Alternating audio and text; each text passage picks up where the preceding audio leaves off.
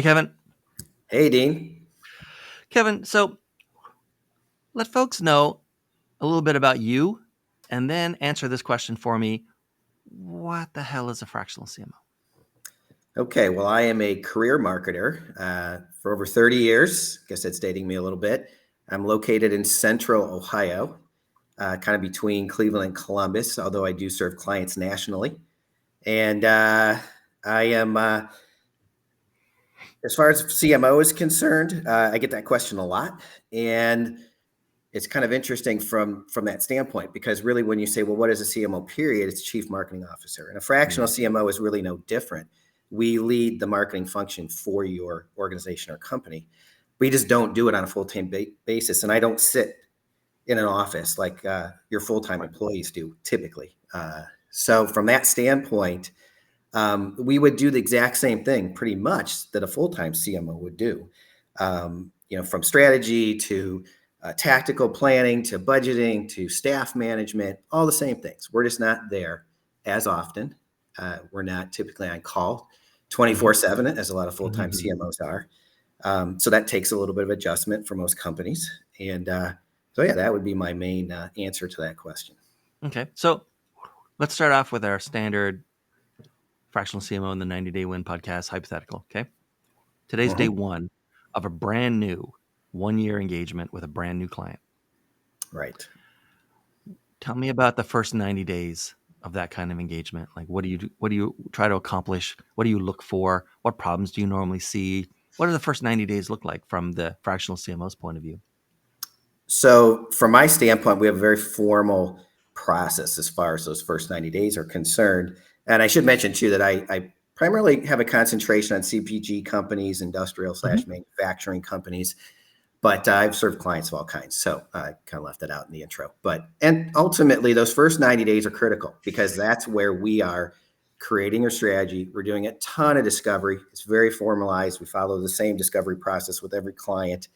I typically then write a long form strategy, a Word document, and that can average between 80 and 100 pages. So it is very in depth. And I try to cover everything and anything I possibly can, whether I learned about it in the discovery process or it's something I've done on my own over the years that I know I need to include in that strategy.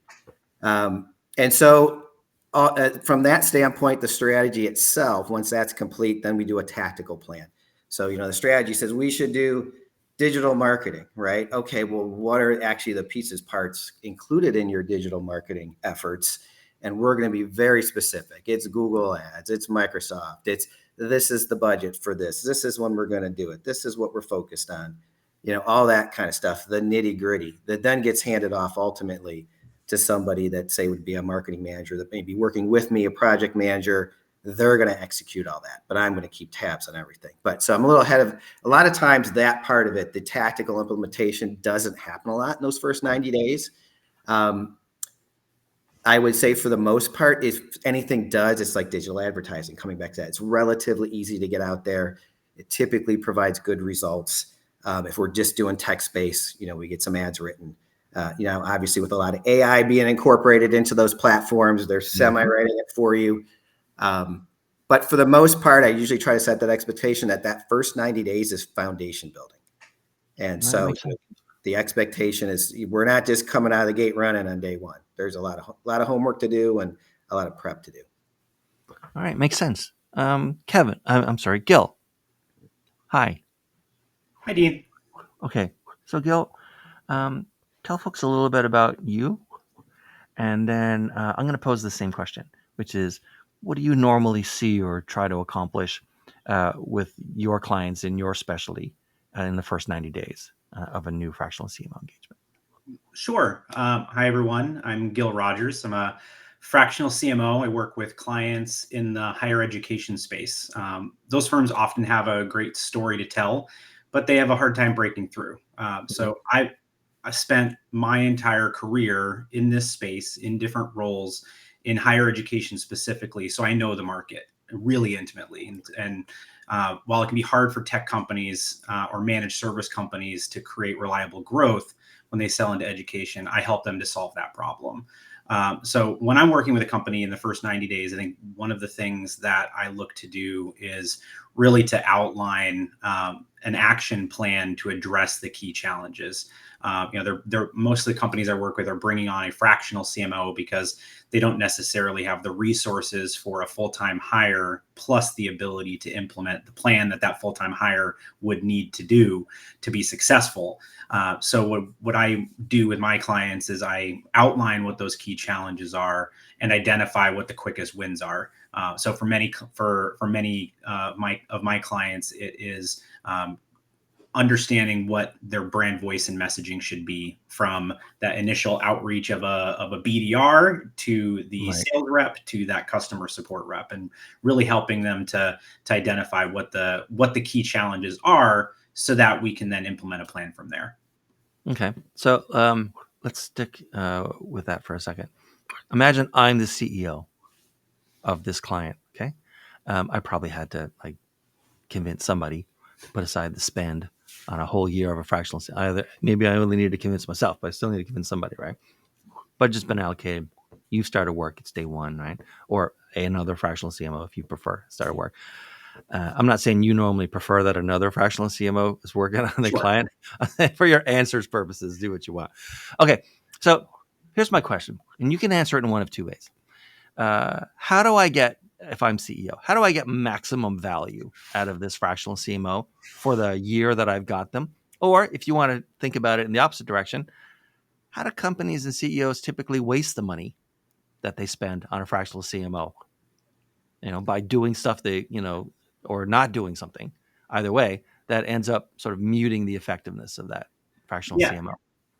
I think that a CEO would get the most investment out of a fractional CMO by ensuring that the broader organization understands that while I'm not a full-time employee, I am in the role of the CMO of the organization, and I'm ultimately the decision maker when it comes to, and the articulator of marketing related strategy and decisions, right? So for some of my clients that I work with, they don't even have any full-time marketing people on their staff. So I rely on my network of freelancers to do the website development, the advertising copy, the blog copy, all of those sorts of pieces, but they all do it at a fraction of their time as well, right? And so I think for a CEO, they need to understand that because they're not investing for a full-time person, they don't get the on-call 24/7 like a full-time staff would have, but they're getting the results that exceed that, because in the aggregate, you're getting the highest performing time of the people on the team versus just trying the ramp up time of trying to bring on a bunch of junior staff to execute little pieces. All right. Kevin, what do you think? How do companies waste the money that they budgeted for their fractional CMO? Yeah, I think the biggest mistake they make is not taking the input of the CMO up front. So if you spend a lot of time creating a strategy, you may agree with certain things that they're already doing. You may disagree, and you are likely going to introduce a lot of new things. So they have to be very open-minded, open to change, and especially again if they have not had a marketing leader before. In a lot of companies, of course, small and medium do not. A lot of the input will come from, say, a CEO, president, owner. It's kind of what we've always done it this way. Right. And so it's like you're hiring me to tell you a better way to do it, or a more formal, structured way to do it. I've got Fortune 500 company experience that I've put together marketing plans that are extremely in depth and very broad and very detailed. And that's the type of thing you bring to the table for a smaller company and say, we're going to help formalize your marketing function and you're going to get better results because of it. But you gotta hear what's coming at you and internalize it and think it through and understand what you're being told, and then let that CMO do what you hired them to do. Right. All right. So I'm still the CEO of this client company. Okay. I'm looking at my marketing team, my staffers, junior staffers, there might be a supervisor or manager in there. There's no one at the C level before until today, right? Day one, fractional CMO. I'm looking at this team, this department, marketing. How are they going to be different at the end of the year, the end of the 12 months? of me having a fractional CMO involved? Or even better, will they be better at the end of the 12 months, like as a team? Kevin. If I'm doing my job correctly, they will be better. And we bring structure to what they do. I like to use the phrase ad hoc efforts bring ad hoc results. And with junior employees, they just haven't been part of a marketing team before. And how to structure a tactical plan that almost always includes campaigns. How do you structure a campaign? We're not just going to go out there and start throwing darts at a dartboard and hope to hit a bullseye. There's a very specific process involved in terms of how we get the results we're looking to get. And increasingly, it's very technical. Now it's part marketing's part art as well. But it all has to work together in the right way and in a way that builds from one thing to the next to the next. And that's what I think a junior employee is going to take away after a year is, oh, I get it now. I get why we did this, why we didn't do something else, and how these, say, 4 elements all work together to get us to where we wanted to be, as opposed to, well, I only did one. It didn't work so well, so I gave up. We see that a lot. All right.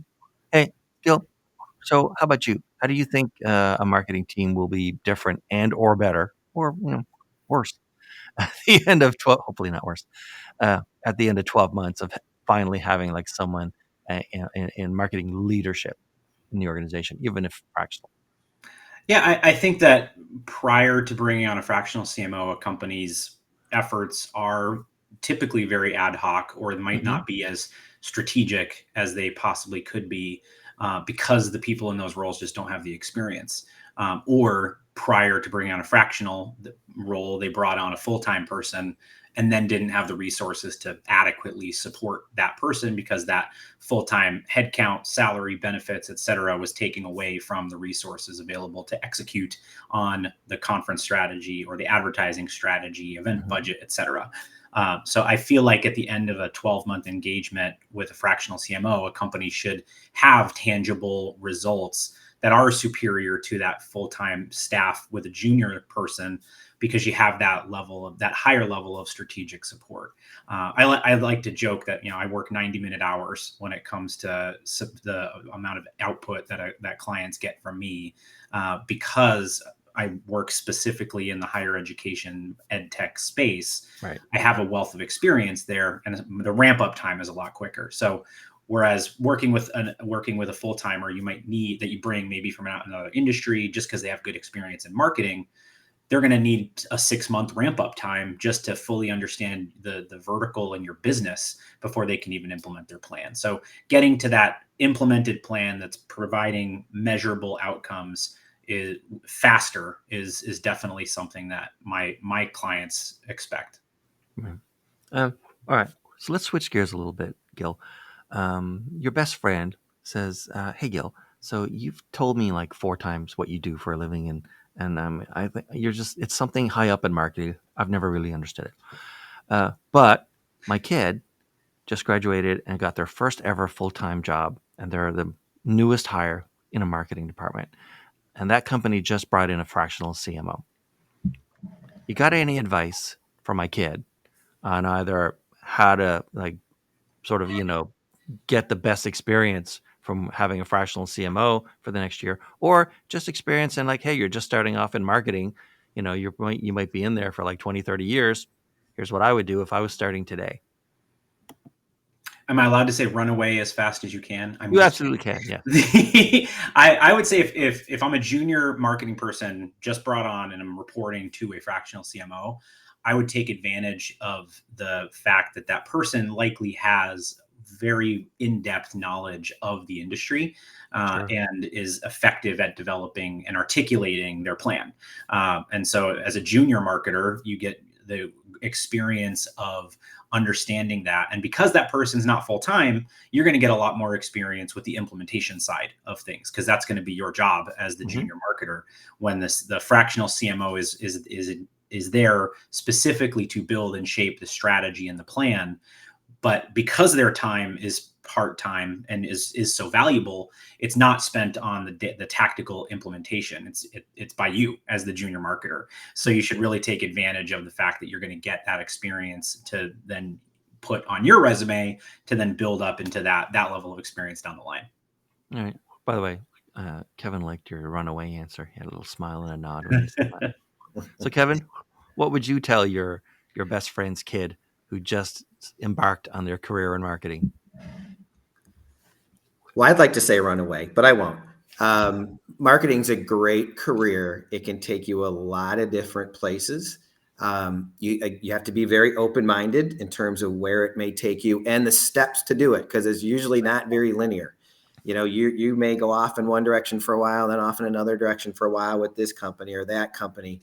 I mean, I've been very fortunate that my career has taken me around the world and in places and in ways I never imagined it would have.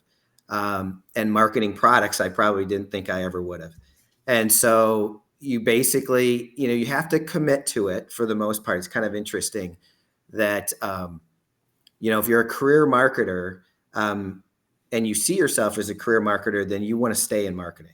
Now, I'm not saying that that's, it's always great to have other experience in other functional areas of a company. In most big companies, they're going to move people around that get into the executive ranks into different functions, including marketing and operations and human resources and stuff like that. So I'm not saying don't do that if given the opportunity. But if you really see yourself as, hey, I'm a marketer, I want to be a marketer my whole career, just take advantage of everything you can in terms of what's available to you. And that's including if you have a fractional CMO working for you. It's typically going to be somebody with a lot of experience that's done a lot of different things. Be a sponge, learn from them.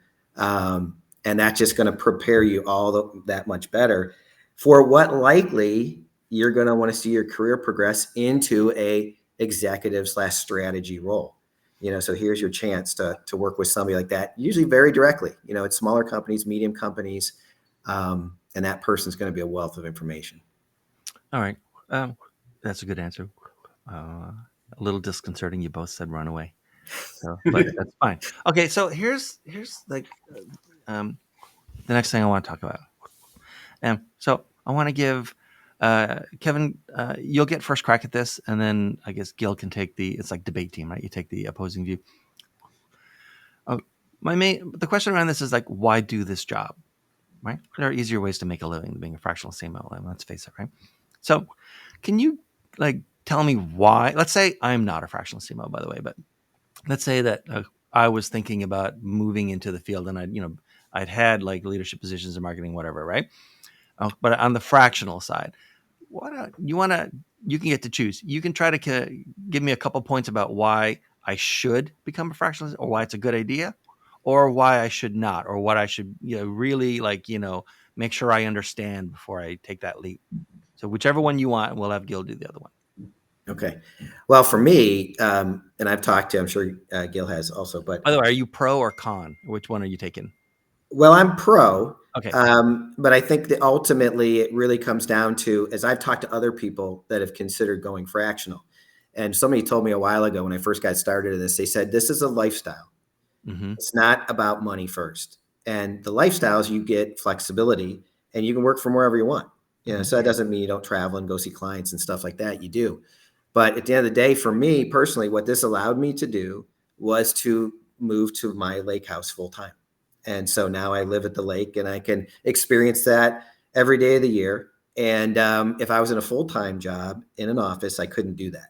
Right. And so, most of us, including Gil and myself, have quite a bit of gray hair at this point. So, you're getting into an advanced part of your career where this is very appealing. You don't have necessarily, say, a kid in soccer or something like that, or you're a coach, or, not that we don't see, people in the younger ranks or younger people among our ranks. We do. But there's a lot more freedom because of that. And like I said, flexibility. And you usually choose that. Yes, you can certainly make a fair amount of money as a fractional CMO. You'll have a pretty good sized client roster probably to do it. But most of us don't choose this for money first. It's for the lifestyle. Okay. And Gil, what do you think? What would you want to make sure I absolutely understand before I took the leap and became fractional CMO?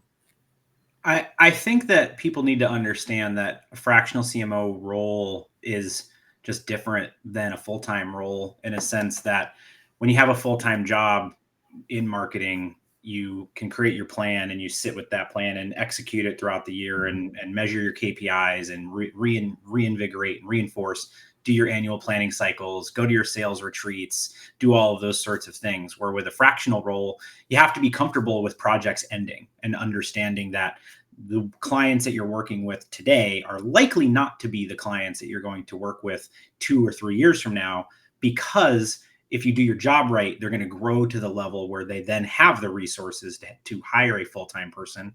And if you are enjoying this role as a fractional CMO, it's not going to be you. I think there is a space for a fractional CMO position being kind of a try before you buy for both sides, where you can work with a company in that CMO capacity, get a feel for their culture, their operations, they get a feel for you and your style. And if it happens that way, it happens that way. I've had a few conversations at a few of my clients where that we've talked about it, and it just doesn't work out that that's the right fit at this time, because I like the flexibility of the role of being able to get my kids off the bus, or being able to, work from anywhere, versus being a part of that full-time staff and being embedded within So the organization. I should not become a fractional CMO if You should not become a fractional CMO if you. I have a hard time answering that question because I love this job so much. I think that if you're not comfortable with an unclear 5-year plan, right? Because I don't know who my clients are going to be 5 years from now, but I do know that I'm going to have clients 5 years from now, because there is no shortage of companies that need this type of support and need the help, but just haven't made the investment the right way. But if you're not comfortable with career ambiguity outside of the next couple of years, then this type, just like working as a freelance graphic designer, that type of role is not necessarily for you. All right. So, guys, this is season 4. Hard to believe. This is season 4 of this podcast. And we've added in a little something at the end of every episode for season 4 that we didn't do in the other seasons. And it's this. Oh, you guys, I invite you to ask each other one question. Now, if you want, because it's so new that literally none of the episodes where this has been done are published yet. If you want, I can tell you like 2 or 3 of the themes that have already started coming out.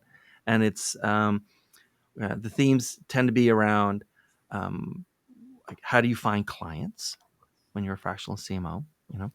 It's a the one is like, if you weren't doing this, what would you be doing? I don't know. For some reason, some people really like to know what else a fractional CMO could be doing, right?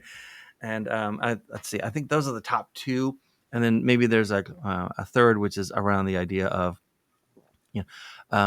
what have you learned from like your worst clients? So you don't have to use either of those. You can ask anything you want. But Gil, if you're going to ask Kevin like a question, one fractional CMO to the other, like what would you ask? Yeah, Kevin, I kind of like to understand from other folks how they deal with that career ambiguity, right? Of knowing that a couple of years from now, you're going to have a different slate of clients. I've started my business about a year ago, so I'm still in the early goings of this. I'm comfortable with it, but I would still like to understand what your path is for making sure that you've always got projects lined up while not having to overextend yourself with current work. So it's interesting because, yeah, that's one of the biggest challenges, right? Is that you want to have your workflow consistent, or your workload, I should say, fairly consistent, right? It's not too much, it's not too little. And that is a big challenge, and it does tend to be somewhat of a roller coaster at times where, you have too much on your plate and too many clients. And then 6 months later, as you mentioned already, clients do come and go for different reasons. And typically, I think most people in the fractional CMO world are very good. So I don't think it's because of the work. It's just for a variety of things. And so I think from that standpoint, have a lot of hobbies if things get a little slow. But it's just that, you just keep plowing away at it. and just, obviously most fractionals will say, they just network, which, can get tiring after a while for sure. So it's always better, of course, if your pipeline's getting filled maybe without so much effort. But it's, biz dev in this world never stops. And I'm kind of like that, where I'd love not to do the biz dev side of it. I want to be a CMO first and work just on the marketing side, but you're also biz dev too. And it's hard to get away from that. All right. And then, Kevin, what would you ask Gil or another fractional CMO that you just met? So obviously we all have different challenges of different kinds when it comes to working with our clients. I would say, what is the biggest challenge you encounter, and what is your approach to resolve it? I think that the biggest challenge I encounter, and it's not too frequent, but it's a big roadblock, is there's that segment of clients they hire the fractional CMO, but then you're kind of in the same position that the full-time hire would be, fighting for budget, fighting for attention of leadership, because they think that they're not spending as much because it's not a full-time hire, even though it is a sizable investment of resources. So I think it's the same challenge that a full-time marketer would have. It's not my full-time job to pester in that direction. So then you kind of can settle into more of an advisory role type of a position versus a planner and executor, which is another way of being a fractional CMO, right? Is just being the advise and support type of a group. But I think that's my biggest challenge when I run into that with partners over the past year or so, is helping them to understand that they still need to invest in the execution of plans, even if they're investing lower on the staff component. All right. Well, those are good questions. Okay. Well, guys, thank you so much for your time today. It's been great having you. Kevin and Gil, thanks very much. Thank If you. you're watching this, you're probably watching it on a clip, because that's how it tends to go. So, hi. If this is your first time with us, there are thousands of clips at this point, I think, available. So hopefully there's a lot of good stuff for you to dig through. And other than that, just thanks again, Kevin, and thanks again, Gil. It was great having you guys, and we'll see everybody next time. Bye.